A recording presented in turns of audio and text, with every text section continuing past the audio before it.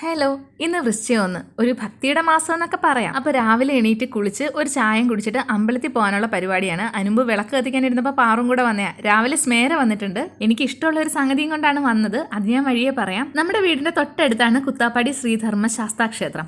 അപ്പോൾ അവിടാണ് വന്നത്. അയ്യപ്പൻ്റെ മാസമല്ലേ, അയ്യപ്പൻ്റെ അമ്പലത്തിൽ തന്നെ പോകാമെന്ന് കരുതി. ഇവിടെ നമുക്ക് അർച്ചനയൊന്നും കഴിപ്പിച്ചില്ല, പക്ഷേ ചന്ദനത്തിൻ്റെ കൂടെ ഈ അവലും മലരും ഒക്കെ കിട്ടും. നമ്മുടെ നാട്ടിൽ അങ്ങനെ ഒരു സംഗതിയില്ല. പക്ഷെ കൊല്ലത്തൊക്കെ അർച്ചന കഴിപ്പിച്ചാൽ നമുക്ക് പഴം പ്രസാദമായിട്ട് കിട്ടും. അത് നല്ലതല്ലേ? അപ്പോൾ ഞാൻ നേരത്തെ പറഞ്ഞായിരുന്നല്ലോ, സ്മേര എനിക്കൊരു സംഗതി കൊണ്ടുവന്നിട്ടുണ്ട്. ഇതാണ് ഐറ്റം, സാമ്പാർ. അതും കോഴിക്കോടൻ സ്റ്റൈല് വറുത്തരച്ച സാമ്പാർ. എനിക്കിത് വലിയ ഇഷ്ടമാണ്. അതിന് രാവിലെ ആളുണ്ടാക്കിയപ്പോൾ തന്നെ ഇവിടെ എത്തിച്ചു കേട്ടോ.